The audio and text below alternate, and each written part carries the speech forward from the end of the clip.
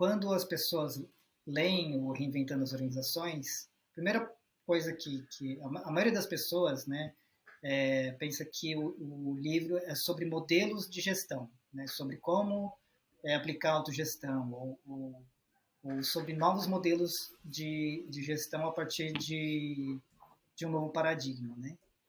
Mas, na real, o Reinventando as Organizações é um livro sobre pessoas e relações. Então, a autogestão ela não vai funcionar simplesmente porque eu implemento um sistema de governança, né? Então, é muito importante que os líderes estejam bem atentos, né, a, aos outros pilares do Reinventando as Organizações, que é autogestão, integralidade e propósito evolutivo.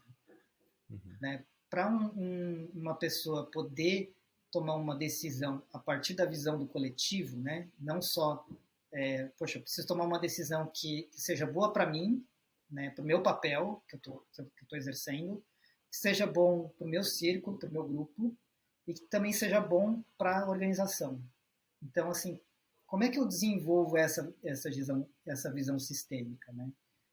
Eu só consigo ter essa visão sistêmica se eu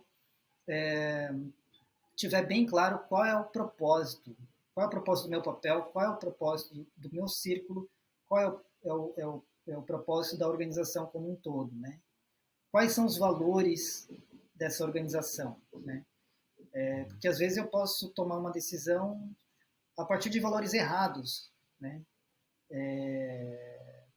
Por exemplo, eu quero tomar uma decisão para cortar custo, mas cortando esse custo vai afetar ali no atendimento ao cliente, sendo que o valor mais importante para a organização é o cliente, né? Então, assim, é muito importante desenvolver também as outras áreas, né?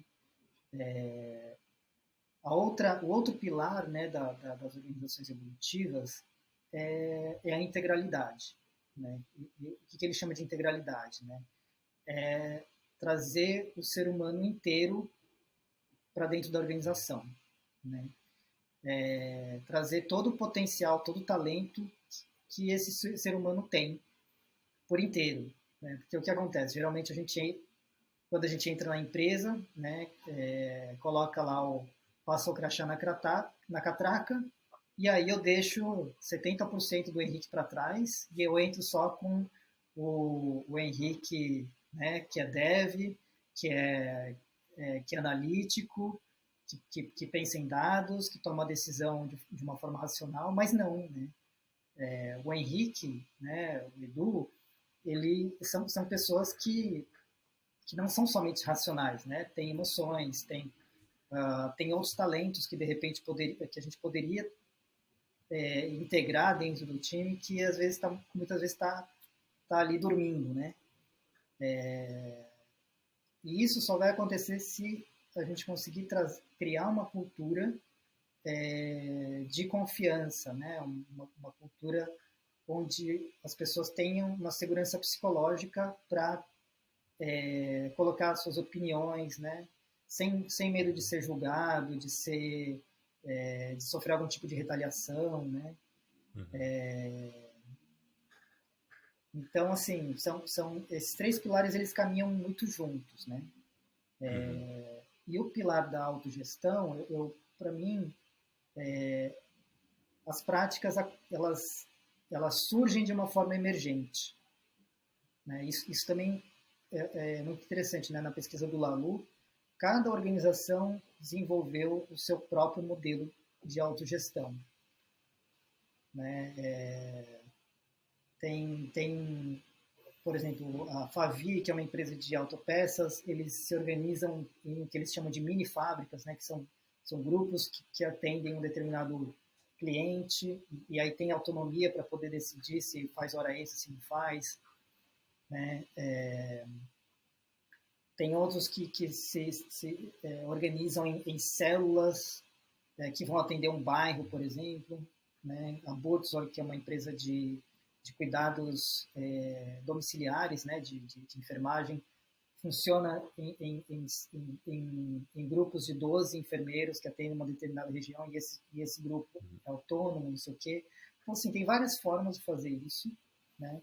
Acho que o mais importante é... existem fórmulas e fórmulas, né? Tem empresas que já partem da crença de que se eu atualizar a forma, né, a função, ela vai se adaptar. Uhum. E outras que partem do pressuposto que eu preciso atualizar a função e aí a forma emerge, né? Então são duas formas diferentes de pensar. Eu costumo, eu tendo a pensar de que a função ela vem primeiro e a forma vem depois. Uhum. Assim, na biologia, né, na biologia é assim, né? O que Uhum. veio primeiro, o olho ou a visão? Né? Se a gente for estudar, né, a biologia, primeiro surgiram é, estruturas que não eram o olho, mas que captavam a luz. Né? Então, né, as planárias, né, que são os verminhos, eles têm dois buraquinhos que parecem olhos, mas não são olhos, são tipo umas depressões assim, e elas captam a luz. E aí, com o tempo, as terminações nervosas foram se colocando ali, e aí ela consegue se orientar pela luz, mas ela não enxerga. Então, a função veio primeiro, né? E depois os seres vivos foram se adaptando para criar forma para essa função, até a gente ter olhos, né? Então é uma discussão muito legal, assim, muito interessante da gente pensar.